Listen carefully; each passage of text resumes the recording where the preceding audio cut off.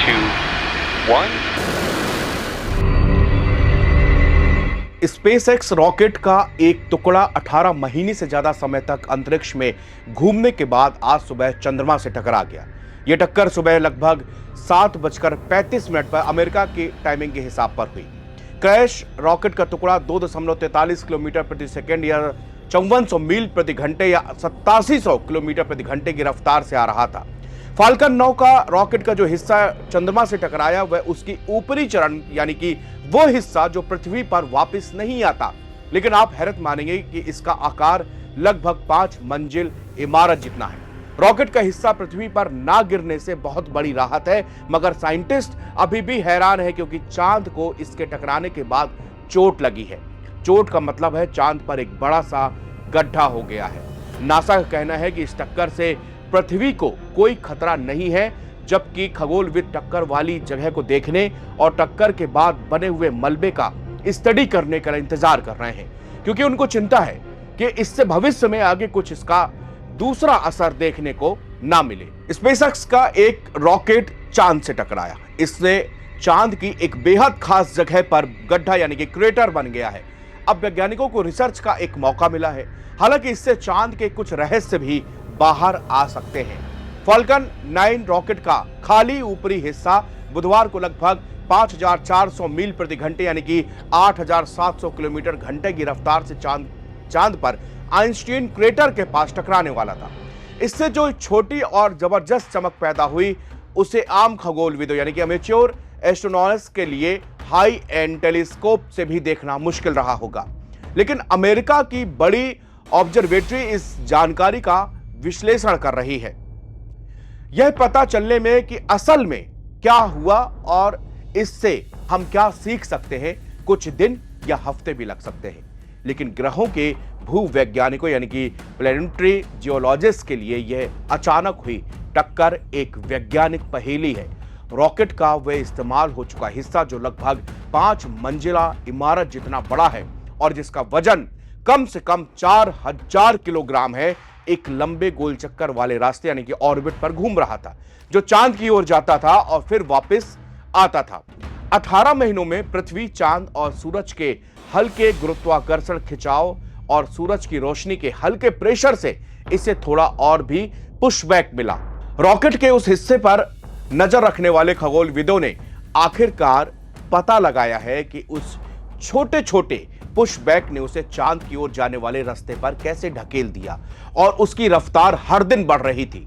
बुधवार को लगभग 7:35 पे बीएसटी और 6:35 जीएमटी पर हुई यह टक्कर दुनिया के कई हिस्सों में दिन के उजाले में हुई, लेकिन इससे पैदा हुई हल्की सी चमक इतनी कमजोर थी कि टेलीस्कोप से भी उसको देखना मुश्किल था। अंधेरे में देख रहे आम खगोलविदों के लिए भी उस चमक को देखने का कोई खास मौका नहीं था, क्योंकि वो चमक 1 सेकंड के बहुत छोटे हिस्से के लिए रही और चांद के उस हिस्से पर हुई जहां दिन का उजाला था, और इसलिए उनके लिए धूल का वो गुबार देखना भी मुश्किल रहा होगा जो 100 किलोमीटर यानी कि 62 मील तक फैला और कई मिनटों तक चंद्रमा के अंदर वो बना रहा। यहां तक कि चांद के चक्कर लगा रहे स्पेसक्राफ्ट भी इस टक्कर को लाइव देखने के लिए सही समय पर और सही जगह पर मौजूद नहीं थे। दक्षिण कोरिया के डानूरी ऑर्बिटर के पास सबसे अच्छा मौका था, क्योंकि वो टक्कर वाली जगह के पास से कुछ ही समय पहले गुजरा था। उसकी टीम ने कोरियाई मीडिया को बताया कि कोई भी फुटेज तभी जारी की जाएगी जब रिसर्चर अपना पूरा विश्लेषण खत्म कर लेंगे। अगले कुछ दिनों में नासा का लूनर और रिकॉनिस ऑर्बिटर उस जगह की तस्वीरें लेने की स्थिति पे होगा, जिसमें क्रैश से पहले और बाद की तस्वीरों की तुलना की जा सकेगी। वैज्ञानिक जानकारी और शायद पहली तस्वीरें अमेरिका के शक्तिशाली टेलीस्कोप से मिल सकती हैं, जहां उस वक्त आसमान पर अंधेरा था। 3,85,000 किलोमीटर दूर चंद्रमा की सतह के उस हिस्से पर 14 मीटर की चीज के टकराने का पता लगाना आसान नहीं होगा, लेकिन यह नामुमकिन भी नहीं है। तस्वीर को साफ करने के लिए इमेज प्रोसेसिंग में घंटों, दिनों या फिर हफ्तों का वक्त लग सकता है, क्योंकि वैज्ञानिक डेटा की जांच और फिर उसकी प्रोसेसिंग करते हैं, उसके बाद ही आम जनता या किसी के लिए वो सामने आता है। टक्कर से कितनी चट्टान और धूल उड़ती है, यह समझने के लिए इंजीनियरों को एक सुरक्षित लैंडर और भविष्य के मून बेस डिजाइन करने में मदद मिलेगी। इससे यह पता चल सकेगा कि उड़ने वाला मलबा कितनी दूर तक जा सकता है और आसपास जमीन कितनी जोर से हिल सकती है। सतह के नीचे से ऊपर आने वाला मटेरियल चंद्रमा की जियोलॉजी के बारे में नई जानकारी देता है। इससे वैज्ञानिकों को उस जानकारी में और जोड़ने में मदद मिलती है जो उन्हें पहले से पता है कि पृथ्वी चंद्रमा सिस्टम ये पूरा लगभग 4.5 अरब साल पहले कैसे बना था। यह पहली बार नहीं है जब किसी इंसान की बनाई चीज चंद्रमा से टकराई हो। 1959 से दर्जनों स्पेसक्राफ्ट उससे टकरा चुके हैं, कुछ दुर्घटना से और कुछ वैज्ञानिक कारणों से जानबूझकर चंद्रमा से टकराए गए।